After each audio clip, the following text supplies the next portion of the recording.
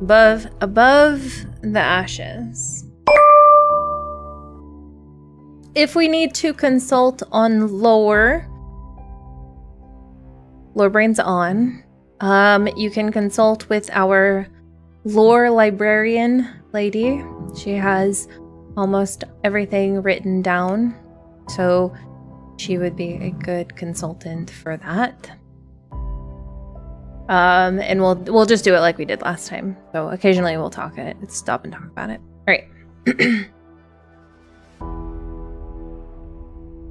Oh yeah, like last week, stay on topic. Our mods will make sure to keep you guys on topic, including me. No random tangents. Listen to our mods. Behave. All right. Above the ashes.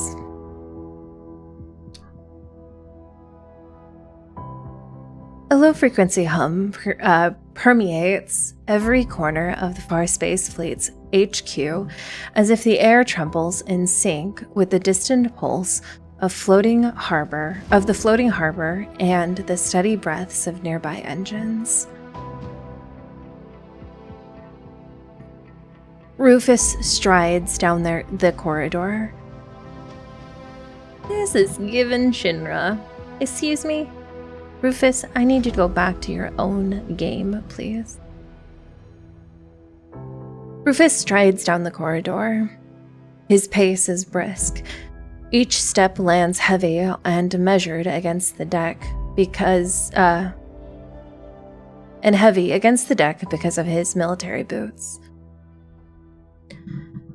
As he passes the operations center, a cluster of young technicians is locked in a heated debate over simulation data.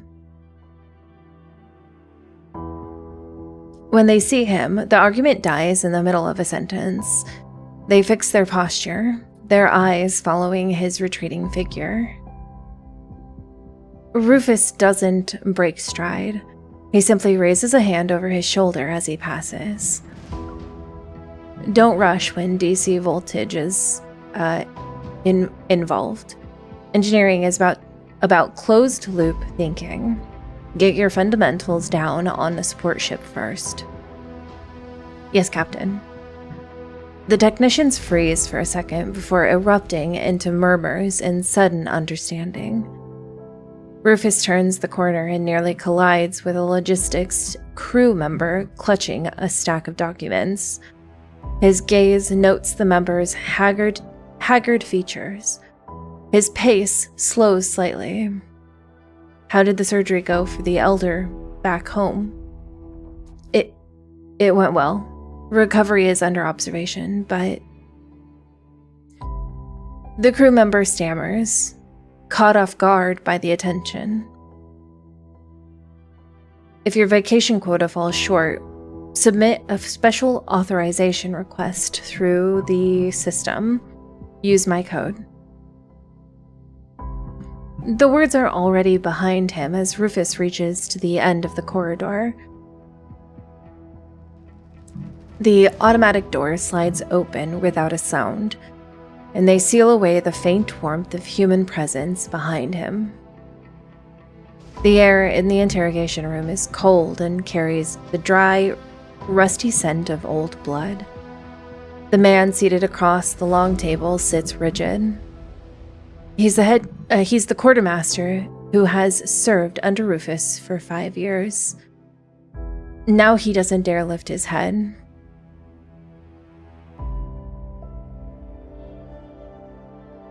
His hands clenched white in his lap. The supplies partner representative lounging on the side sofa, however, appears more at ease. She studies Rufus with obvious curiosity. Captain Rufus, there's no need to be so serious. She taps the table, her tone airy. You can't expect a horse to run without letting it graze. Your quartermaster is a man who understands how the world works. Rufus doesn't spare her a glance. He walks to the head of the table and takes his seat. He removes his officer's cap and sets it on the surface. The soft click is deliberate. The quartermaster flinches. Grace. Rufus repeats the word, his voice betraying nothing. Smuggling unquarantined, high-risk protocores into Skyhaven means there's an appetite. Okay. So there's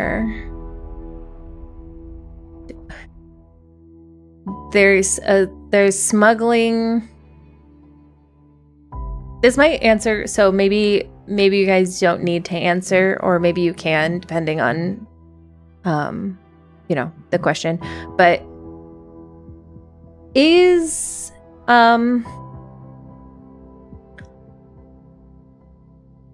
Onykinus the only one who smuggles protocores? I mean, obviously there would be some like lowly protocore smugglers in like the N109 zone, but I doubt anyone would be as notorious, capable, both, of doing it outside of Onykinus.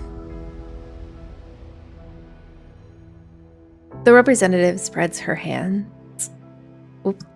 The representative spreads her hands. No one was hurt. Besides, we've always been the fleet's most loyal supporters. No. Okay. Rufus doesn't acknowledge her. His fingers swipe across the electronic display.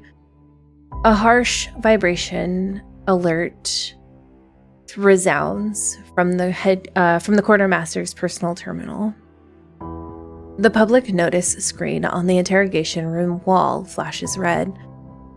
It's the designation for the fleet-wide broadcast at the highest clearance level. Notice: the former logistics division quartermaster exploited his position during his tenure to illegally transfer unquarantined high-risk protocores. Per Article 4.3 of the Farspace Fleet Code of Conduct and disciplinary regulations, he shall be stripped of all duties, effective immediately. He is permanently barred from serving in the future.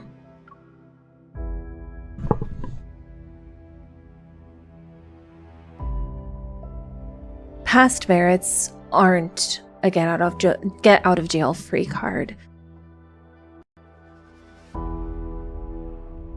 There's a captain in the fleet that has beef with Caleb.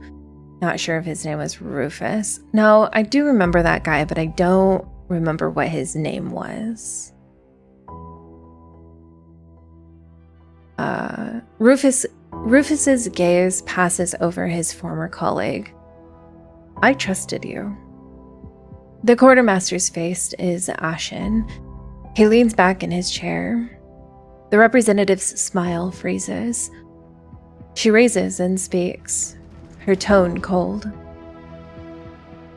Rufus, we're hardly the only ones who have issues with you. You're cutting off your own path. Can't remember the name of Xavier's nemesis group. From his promise, that's about. Oh, yeah. Wasn't the one mentioned in Caleb's standard, was he? No, he wasn't. I don't think Rufus has ever been mentioned before. I think I would remember that name because of that name.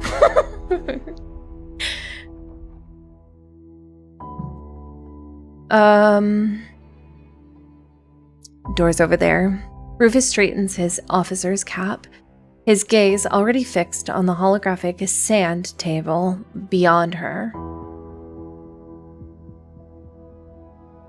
2 weeks later, the gangway connection in the Farspace Fleet port. The restructuring of partnerships has caused no disruptions.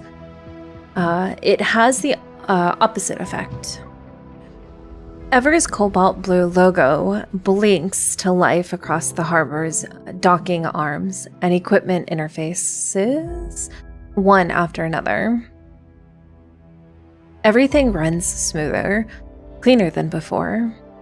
When one of the fleet's largest former partners withdrew in the wake of the Protocar smuggling scandal, Ever seized the moment to step in and slowly consolidate a number of small specialized resources under its umbrella. Rufus stands on the elevated bridge. He watches the cobalt blue rise like a tide and wash over every corner he knows by heart. Dismantle the spoof signal array. A cold voice cuts through the ambient hum. Rufus frowns, turning to descend the stairs.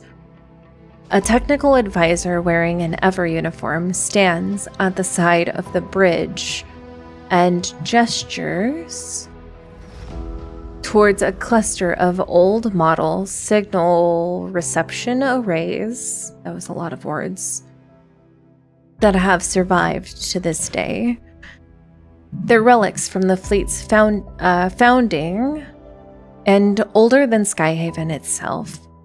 The massive bowl-shaped primary reflector gathers signals from deep space. Oh, so it's like a satellite, okay. Surrounding it is a ring of curved secondary panels. Each is independently adjustable as they fan outward like layered petals and focus signal beams from every direction toward the central feed cabin. The entire structure is supported by metal spokes at its back. It raises like the stem of a flower. That's such cool imagery, honestly. Ever shows up. How convenient, yeah. It is, so you guys can remind me.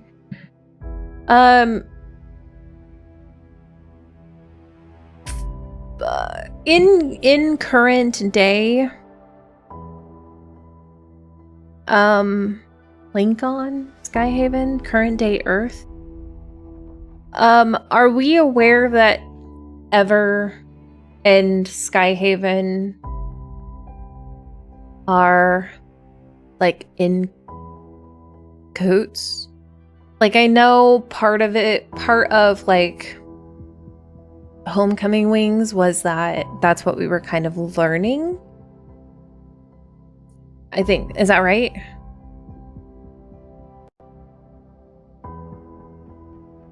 So the crew has always called it a sunflower. Rufus walks over, raising a hand to halt the work. Stop. Yes, okay. The advisor notices him and offers a perfunctory smile. He nudges his glasses. Captain, according to our assessment, this signal array's effective information capture rate is too low. The fleet is now equipped with Ever's latest receivers. There's no need to waste processing power on meaningless background noise. Rufus stands his ground before the advisor, his gaze unyielding. Its efficiency may not meet some people's standards, but it's honest. It records everything it sees and hears exactly as received. That's... okay, that's interesting. You mean MC specifically or the general? No. MC was learning that they are working together. I think the general public does not know that, though, correct? The association knows it too. Yeah, okay. Okay, that's what I was thinking. I understand your attachment to legacy equipment. After all, you've been with the fleet for over a decade now. But this is 2048. The new receivers are paired with the most intelligent, most advanced algorithmic systems available. Decision-making efficiency will improve dramatically. This isn't about nostalgia. We must have access to the raw frequency bands. It's non-negotiable. Perhaps you don't fully appreciate what these algorithms offer. Rufus said no AI in this company. The general public don't even think Ever is more than a biotech company. I don't think they know how deep they go. Okay, yeah, that's what I thought. The advisor's tone is patient. Their filtering perimeters are modeled on over a decade of data from every deep space related incident Skyhaven has faced. Any signal the system filters out is either known, a harmless natural phenomenon, or its energy signature is so negligible that even if it reached the surface, it couldn't possibly pose a threat. Hang on, I have to...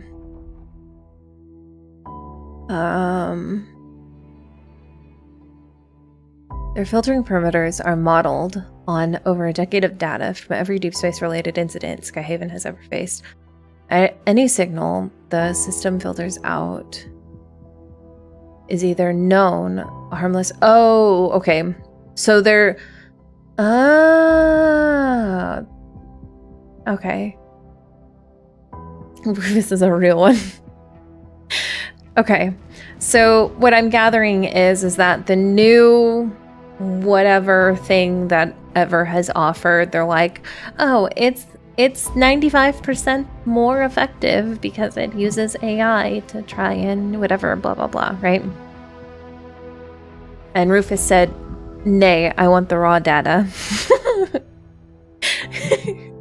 He said, even if it's the smallest sneeze in the middle of the intergalactic deep space, I want to know about it.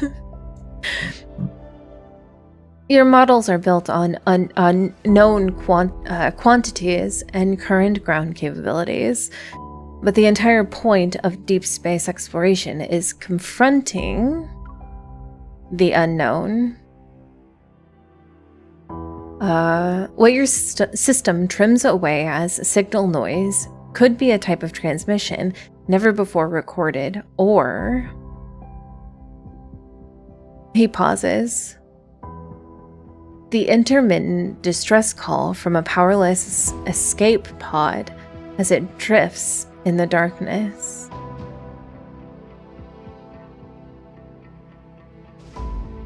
The probability of something that extreme. The Farspace Fleet's history is full of such cases. You're welcome to look them up. The advisor falls silent. Rufus steps forward, his voice steadfast. When the system declares everything is clear, I need to verify the raw frequency bands myself. The two maintain eye contact for a while. The advisor has no desire to start a conflict with the captain of Rufus's stand. Not in the early days of a new partnership, anyway. He shrugs, conceding. Fine. If you insist on this level of caution, I'll have to note in my report that it will add to the fleet's operating budget. After the advisor leaves, Rufus stands alone before the Sunflower's master control panel. He enters a long, complex encryption key and locks the analog array's output directly to his personal terminal and sets the highest priority override. Boy, Rufus does not trust anybody. It bypasses Ever's systems. Pre-processing. The warship slips into the planet's shadow. Rufus returns to the deck where a file marked high priority unfolds across the holographic display. The young man in the holograph has a striking, handsome face and a flawless smile. Rufus's gaze sweeps across the dazzling service record. S-class pilot, voyage record holder, solo breach specialist. Each title represents countless brushes with death, where survival relied on sheer skill. But as he lowers his gaze, 4 words sit at the bottom of the file. Ooh. Recommended by Ever. All right. There's our confirmation. Oh wait, I think we already knew that. But it's like officially confirmed now. His adjutant stands nearby, observing Rufus's expression. The air holds its silence before Rufus presses his palms together and closes the file. To him, processing an extraordinary talent only to willingly become Ever's instrument is more tragic than incompetence. Oh. Man, I like Rufus. We did. We were kind of talking about... Yeah. That's what I thought. I think we were making a comment to see if he was... Yeah, but... All right. But I think it was already... We were already aware. I think it was about the DAA, whether he was recommended by Ever to be in the DAA, not in the fleet. Because I think it was already determined that, yes, with the fleet, he was recommended by Ever.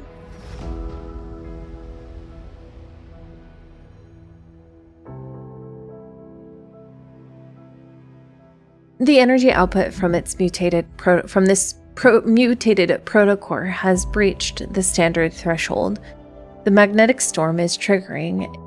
Its triggering is still expanding.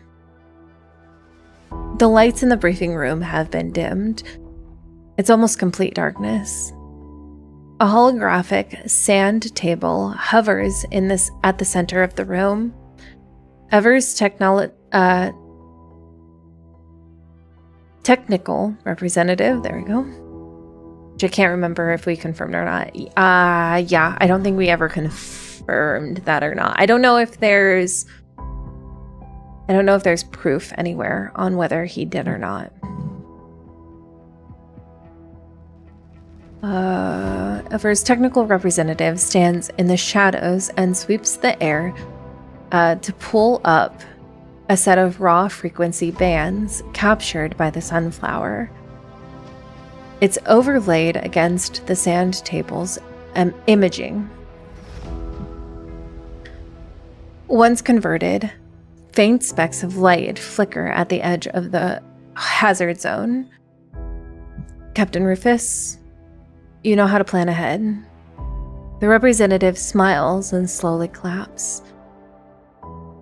Our new algorithms are designed to filter out fluctuations in deep space that pose no threat.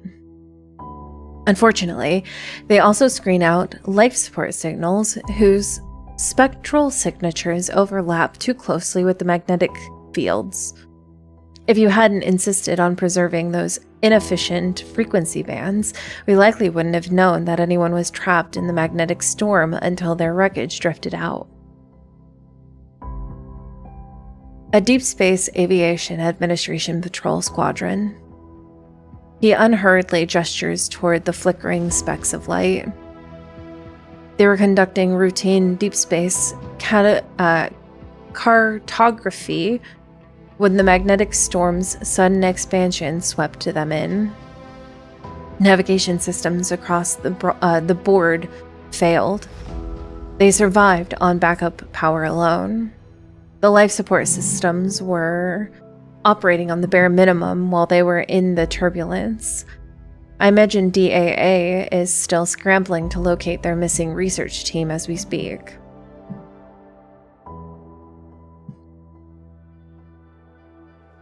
The adjutant stands behind Rufus and gulps. Ever since the sunflower dispute, Ever's displeasure with their uncooperative captain has surfaced in one resource approval clash and technological disagreement after another. The sudden show of goodwill is impossible to take at face value. This is currently the only viable solution. The representative rotates the hologram to reveal a model of a black angular device, a suppressor developed by Ever under emergency protocols. Deploy it to the central zone and activate it. It will neutralize the energy fluctuations.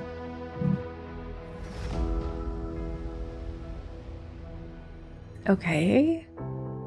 That feels nefarious. I'm just saying. Not only will it save the DAA researchers, but it will also allow us to salvage the mutated protocore. There is obviously other people in the fleet who are not happy about the working with Ever. Yeah. Its mutation profile exceeds anything in our existing archives, so its research value is immeasurable. The representative pauses, his gaze cutting through the hologram to land directly on Rufus. The magnetic storm is a meat grinder. Any standard fighter that enters is as good as dead. After careful consideration, only the flagship's armor integrity combined with your personal piloting skills stands any chance of delivering the suppressor to the central area. The briefing room falls deathly silent. Rufus runs his thumb along a scratch on his glove. His adjutant leans in and murmurs, "Captain, please reconsider. The protocore may be valuable, but if we bide our time and wait for the storm to weaken, we can find a safer way to salvage it." Rufus says nothing. His gaze remains fixed on the light drifting across the sand table, each one representing a life. He understands the logic his adjutant is laying out as all too well. If he ignores the distress signals that would have been filtered out regardless, he can refuse Ever's hastily assembled solution or perfectly reasonable grounds, avoid the unknown risk, and protect himself. A flicker of amusement passes through the representative's eyes. The adjutant's voice grows more urgent. Besides, DAA has nothing to do with us. At worst, we send a perimeter fleet to hover at the edge to put on a show of rescue efforts. It's sketchy.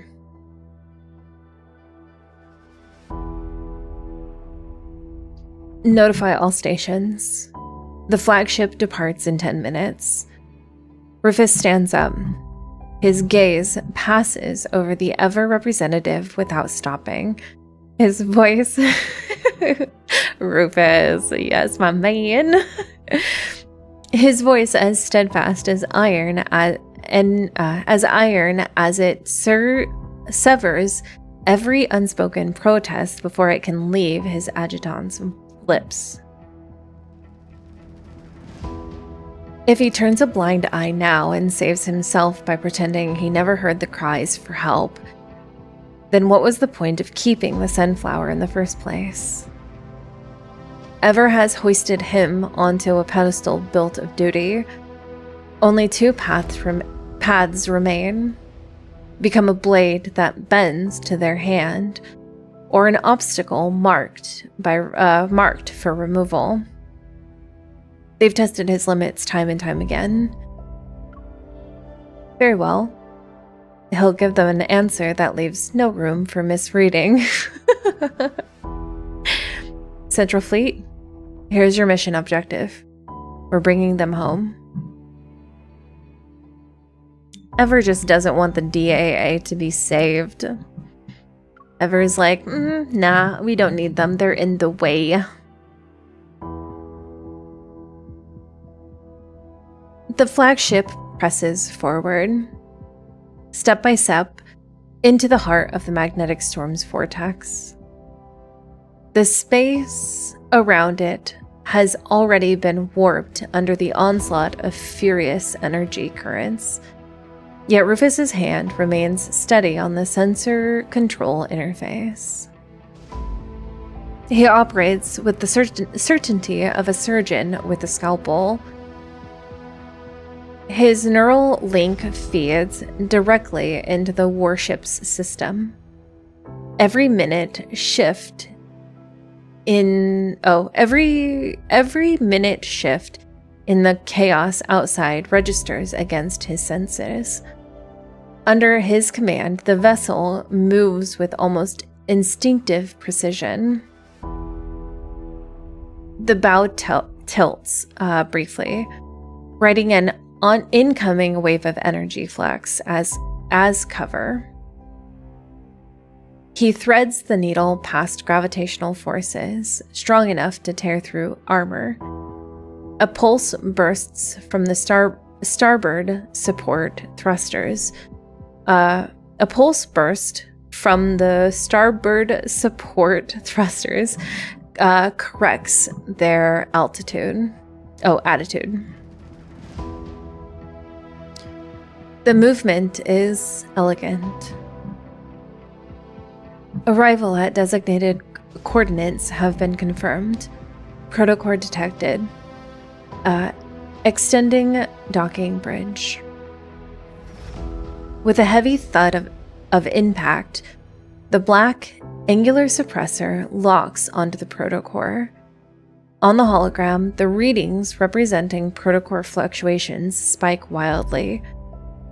It's an expected reaction to the intervention, but when the system countdown ends, there's no stabilization. Instead, a glaring warning flashes across the control interface. Insufficient power detected. An external energy source is required to initiate neutralization protocol. Minute. Oh, maybe, yeah. So I'm just gonna make sure that I'm understanding the process here, because I think I might be missing something.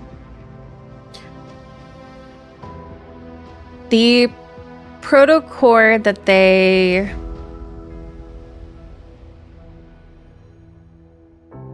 found is in deep space, right?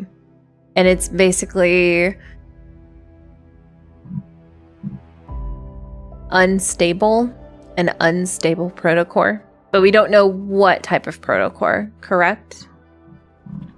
Rufus stares at the prompt, his pupils contracting.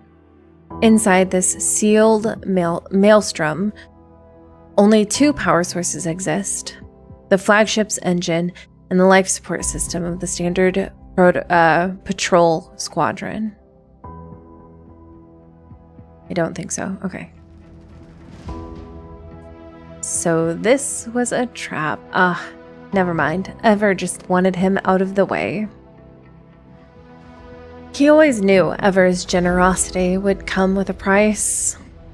He prepared for the obvious ones, using a deep space crisis to eliminate him, leveraging a failed mission to demand his death, or engineering a power grab over the fleet. None of that frightened him. He believed in his own skills and his crew's loyalty, but he never anticipated this. In Ever's calculations, the protocore's transformation wasn't a crisis to be managed. It was an opportunity. They placed assets on one side of the scale and human lives. That's so gross. That's Ever is. And human lives in the other. Then they forced his hand onto the weight. The research team found the protocore, but they're stranded due to the storm. I don't think we know, or Rufus knows what kind of okay.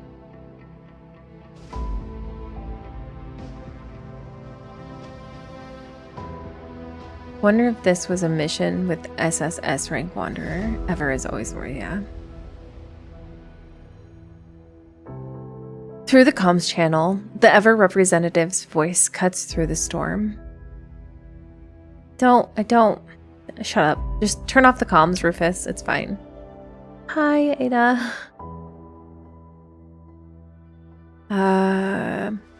It's crisp, unhurried, and as soft as silk. Captain Rufus, please confirm immediately. If this protocore's fluctuations spiral out of control, it will trigger a cascading overload across Skyhaven's power grid. For the greater good, a certain degree of resource loss is acceptable. That's so...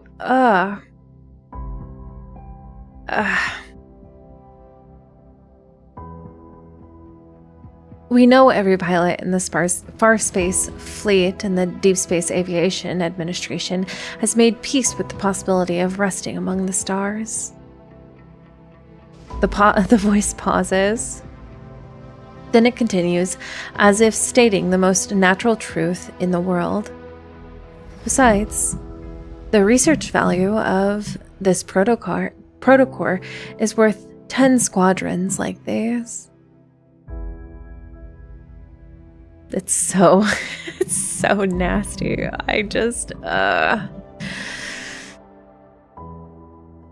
Captain, just pull it. The adjutant's voice cracks as it cuts in. They're so certain that the protocore is one of a kind. If this mission fails, you'll be stripped of everything. This was always a rigged game. Ever is forcing you to choose. Ever, when your reckoning finally comes. They don't care about collateral damage. No, they don't. Rufus's vision narrows until nothing remains but the scarlet activation key. His hand hovers above it, its weight as heavy as 1,000 lives. A chill raises through him and seeps into his bones and soul. He cannot accept a world where human lives are placed on a scale to measure. That's so... It's so just... it's just so gross. It's so... This is... Listen. I think they've done a really good job with Ever being a very icky company. I really like when there's icky companies, but man, this is so...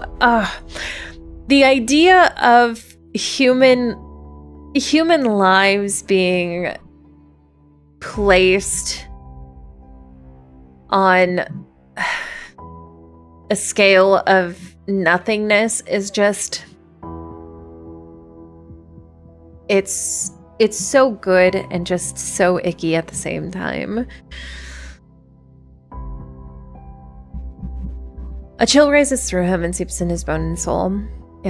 Place a measure where every breath is converted into cold numerical columns of profit and loss. All units. A violent shudder tears through the flagship. Engine energy overload screams through the hull. The comms signal fractures into static. His right hand comes down, not on the activation key. It slashes through the cables, connecting the suppressor. In one swift motion, he kills Ever's dedicated interface permanently. Take that, Ever.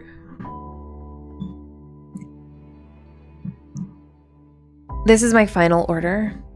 Evacuate immediately.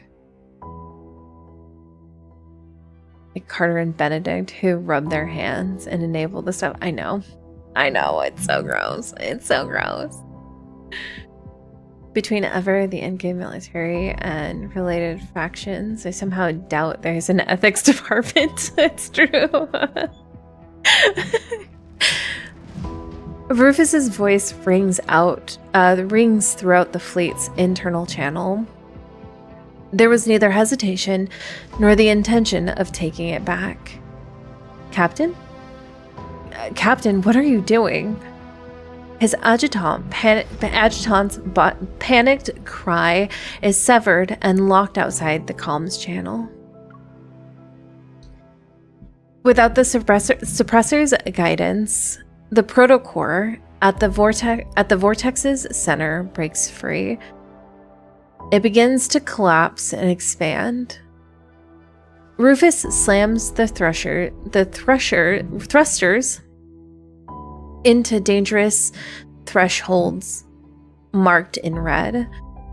Against his own orders, every shield generator on the flagship overloads at once. They flare to life in a single desperate, fragile barrier planted directly between the raging torrent of energy about to burst and the DAA's stranded squadron. Alarms scream in overlapping waves. The warship groans as the edge of the at the end of the structural failure.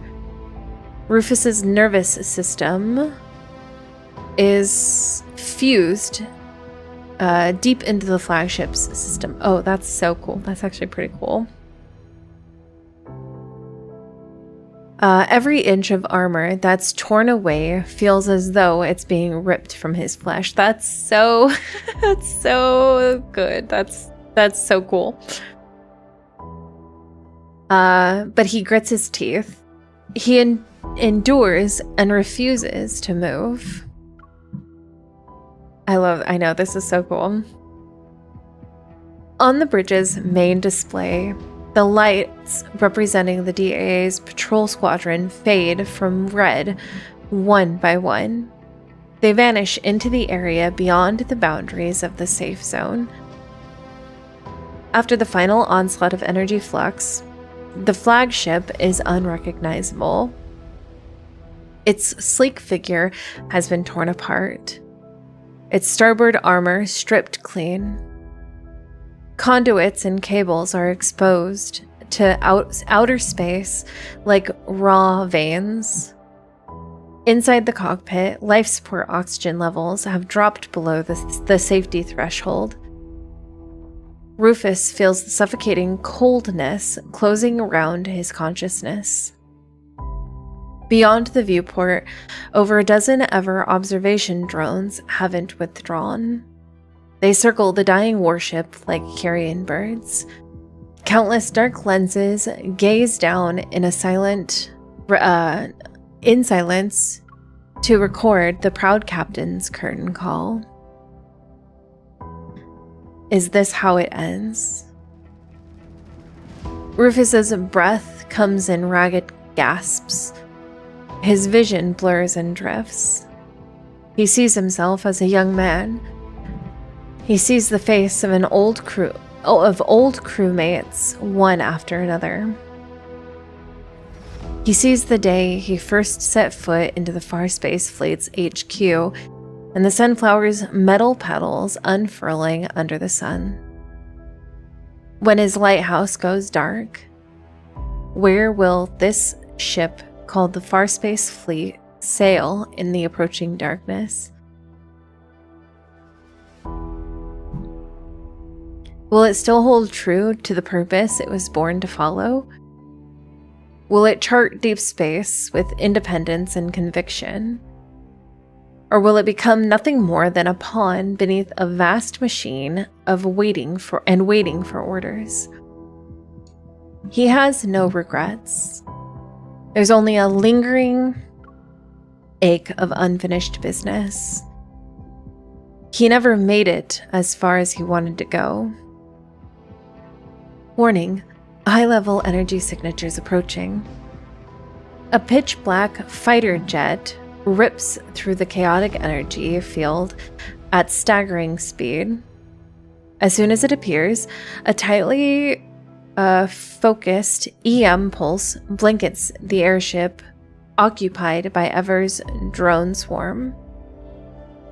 Data uplinks are severed, and camera feed dissolves into static.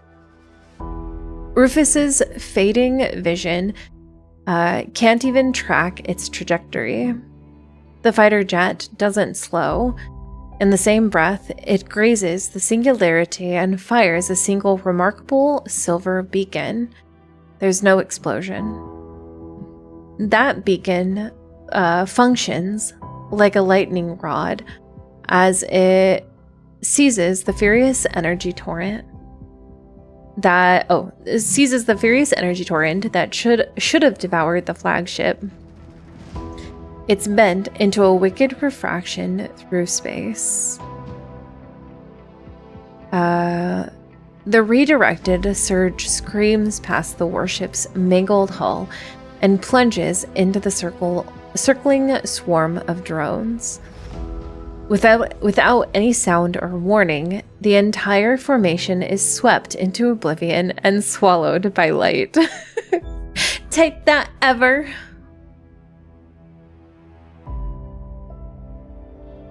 The massive shockwave's aftermath hurls the flagship and makes it tumble towards the far reaches of deep space. Amid the violent shuddering, Rufus finally slips beyond the edge of consciousness. At last, he falls into a long, dreamless night. When his consciousness returns, the scent clinging to his nostrils is no longer the acrid char of ozone. It's the cool, sterile bite of antiseptic. The white walls of a covert medical station slowly sharpens into focus. Rufus tries to gather his thoughts, but something refuses to align. He doesn't need a doctor to deliver the verdict. After half a lifetime of fighting in deep space, he knows the neural links feedback with immediate precision. And now, that seamless spatial awareness of blending with his warship is slipping away. He's no longer fit for any sort of intensive command. This is fine.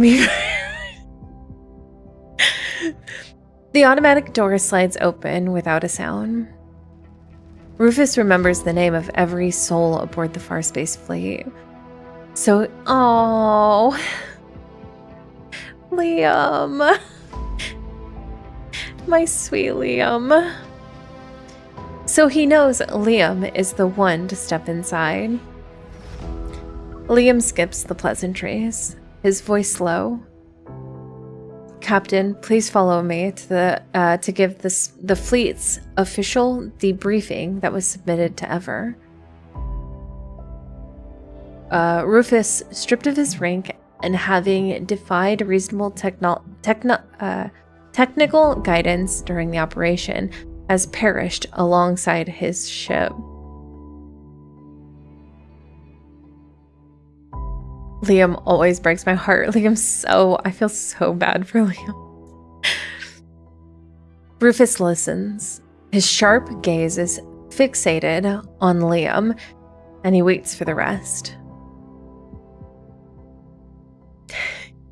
Colonel Caleb was dispatched under emergency protocols. He successfully salvaged the high-risk mutated protocore and prevented a power grid crisis in Skyhaven. It's a flawless debut for the new colonel. Oh, okay. Liam's tone remains measured and factual. I assume he piloted the black fighter jet. A faint, knowing smile crosses Rufus's lips. Certain suspicions fall into place. Okay. It was everyone's name. Ugh, what a good captain. The official report is clear, Captain. The energy flux at the vortex's center was highly unpredictable. The drones were lost due to an unfortunate accident when attempting close-range combat documentation.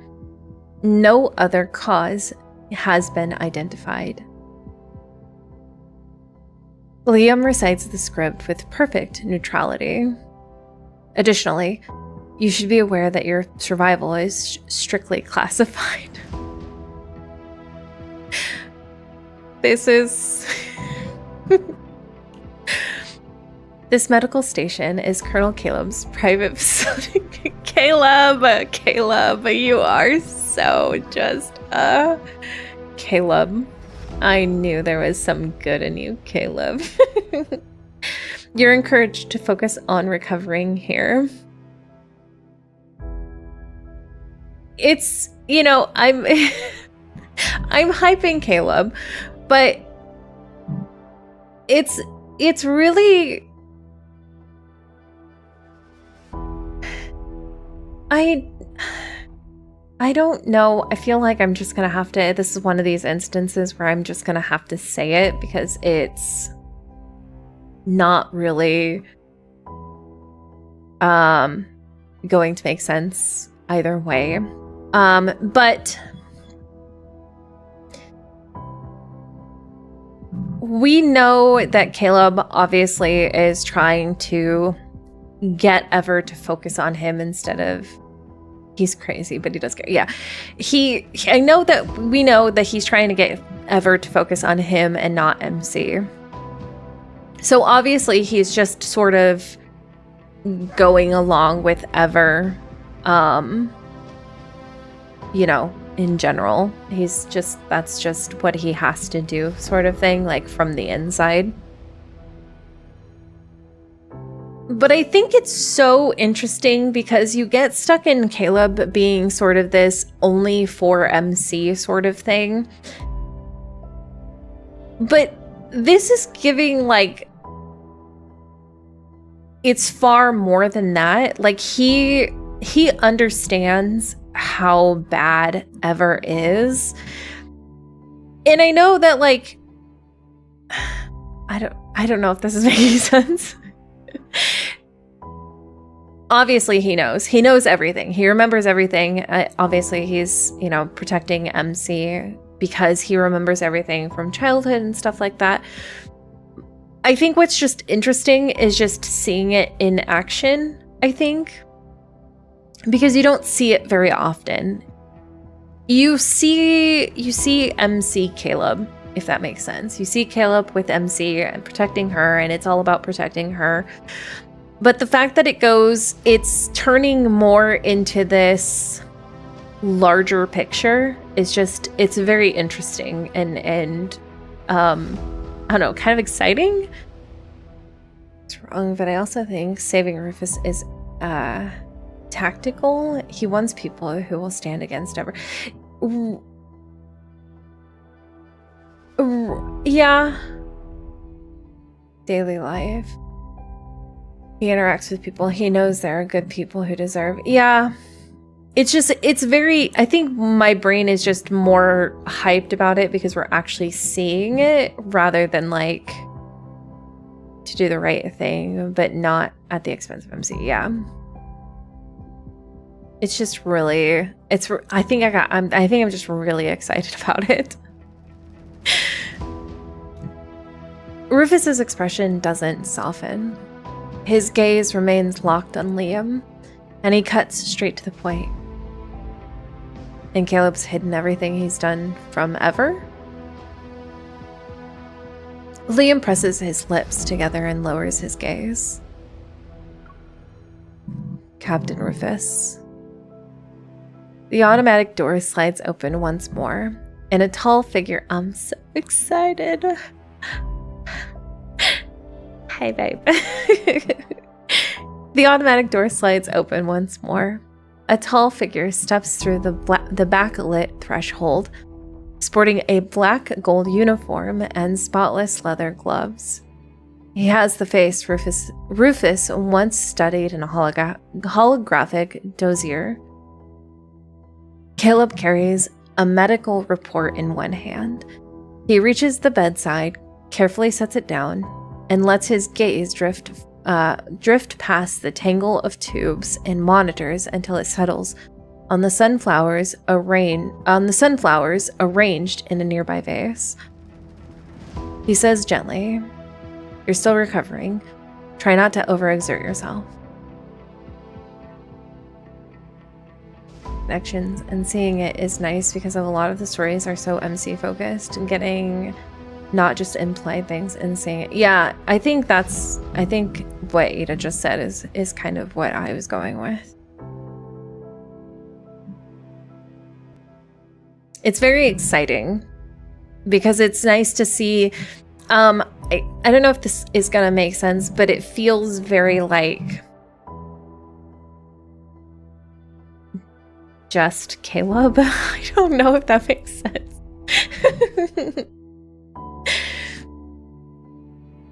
This is the first time Rufus has laid eyes on his successor in person. Caleb is every bit as striking and composed as his photograph. I mean, he definitely is. Yet something in the depths of his gaze carries an unexpected warmth. See, that's so cool. It's just so good. It's so good. It's so good. Rufus maintains eye contact with him before finally speaking. His voice is rough. "You wrote yourself a perfect script." Caleb rarely seems to exist outside of MC, unlike the other guys. Yeah.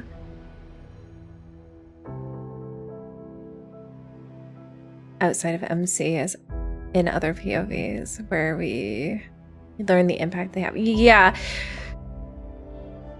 And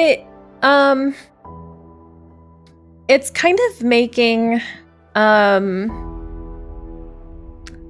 his interactions again, I don't know if this is gonna make sense, so you guys are gonna have to suss out what I'm saying, but it kind of makes his MC focused interactions a little more meaningful, weirdly enough, for me.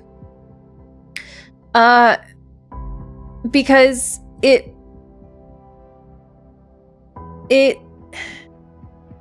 I mean, obviously MC is the center of his world. That's how he's how he's built. But it sort of makes him this independent person as well, where it's like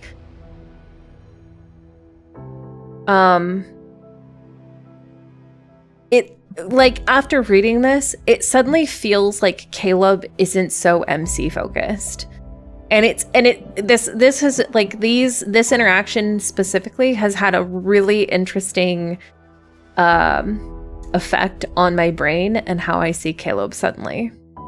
And, like, obviously I've always liked Caleb. He's, like, in my top 3, but this has made him sort of just maybe it added a little warmth to him, which I don't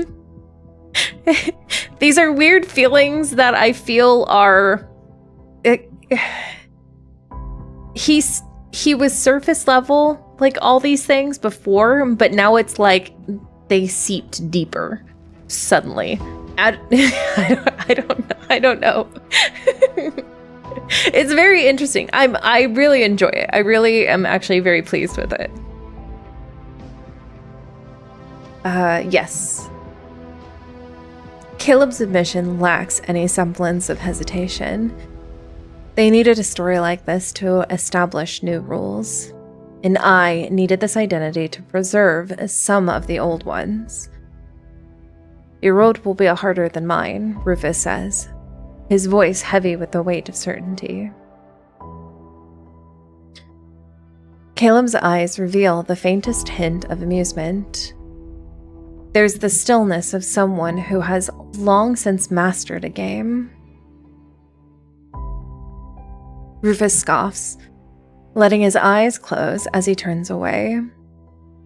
He says nothing more and listens to the measured steps of military boots returning to the door.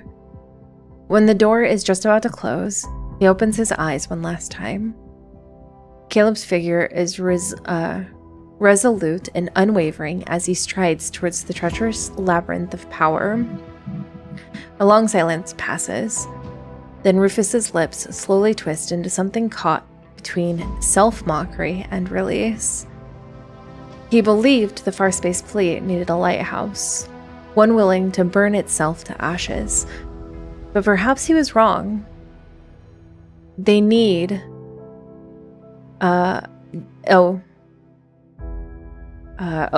This dark frontier doesn't need more fire. It needs a greater night. Oh, this is so good. And hidden at night's end will be the morning finally unsheathed. Ah, this is so good. This is so... I hope I see Rufus in the new story. I hope we get to see Liam, and I hope we get to see Rufus, because this is so good. This is so good. I think I didn't even like put 2 and 2 together. Such a good fun. I know. This is so good. What's also super interesting about Caleb's position that I personally have never thought about before is Ever is stupid. I don't know how stupid Ever is, but Ever is stupid. And what I mean by that is that Ever thinks that they have the perfect lapdog in Caleb. But Caleb has been aware of Ever and what they do since he was a kid. So he's not like... It's really... Okay. They are very overconfident. They are. Yeah. I think what it is, what I'm getting at is that I love that they've made this feel, and I think very intentionally, like a chess game. And it's so good. But the really interesting part is that it's like a chess game where Caleb knows the moves and Ever thinks they know Caleb. And it's a very interesting concept in my brain that it's a smart game, but it's only because Ever thinks they're smart. But he's playing them. Yeah. Yeah. Now, here's the real question though, I guess. Is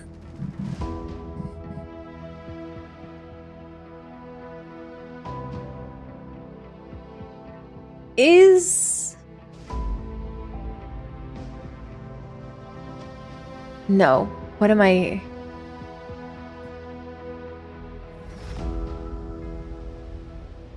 let's see. Where am I going with this?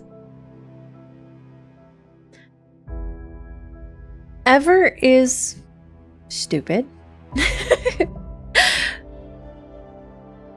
But I think whoever placed Caleb where he's at, I don't think is stupid. And what I mean by that is that I don't think Lucian, who is obviously Caleb's handler, was in charge of where Caleb was placed. I actually think it was someone above him. And I think that person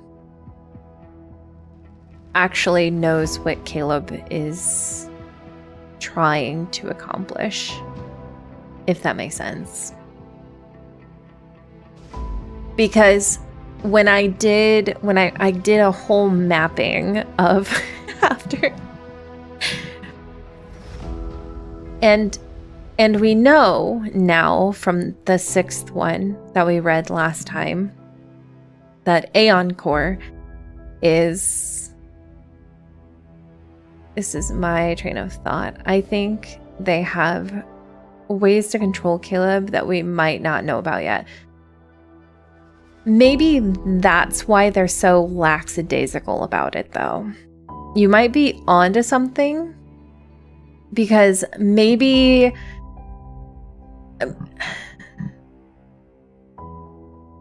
you mean aside from the Turing chip. So you think that maybe the big bad might want to take down Ever too? No, I don't think they want to take down Ever. I think they're using Ever as a pawn. I think this is the classic, kind of classic. I think there's going to be some involved spin on it, but I think this is the classic. There is a higher plane, or there's a higher company. I feel like I need to draw this out. Maybe we'll... Okay. So this up here, right, is Aeon Core, right? And then there was 3 off branches, right? And it's Gaia, Ever, and then there was the one that failed, right? That one doesn't exist anymore. I think, personally, what this is that this, they want, I don't know if this is like necessarily true, right? Good night, Elizabeth. But they want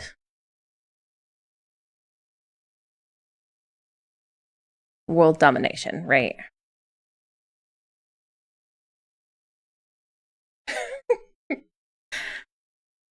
And I think they're using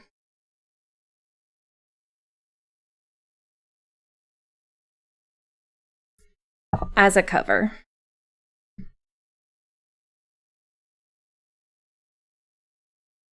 Like, they have bigger plans, but they're gonna like off these guys as soon as they don't need them anymore.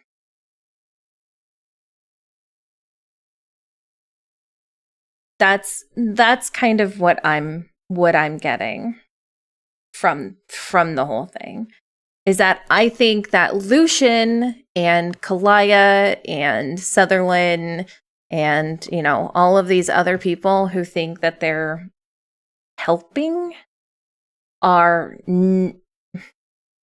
helping, but like not in the way they think they're helping.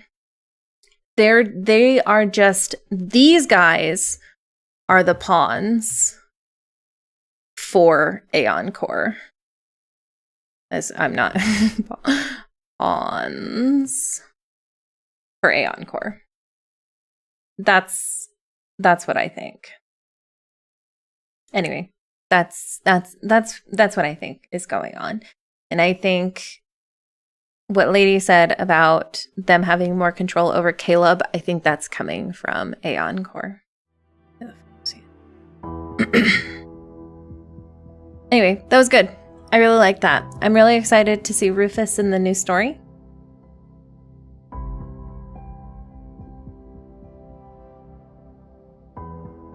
I think he's gonna show up. You're welcome. Thanks. I don't know if I'm on to anything, but that's what I think.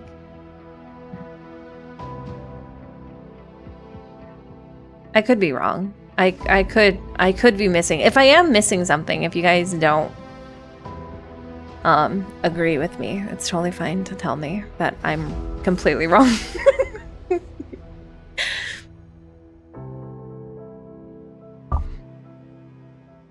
Yeah, I really liked this one. I feel like it gave us any new information about Ever?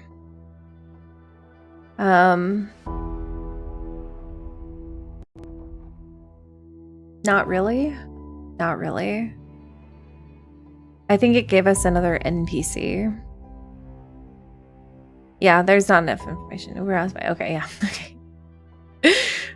I don't think it gave us any new information aside from the sunflower. I think the sunflower could come back.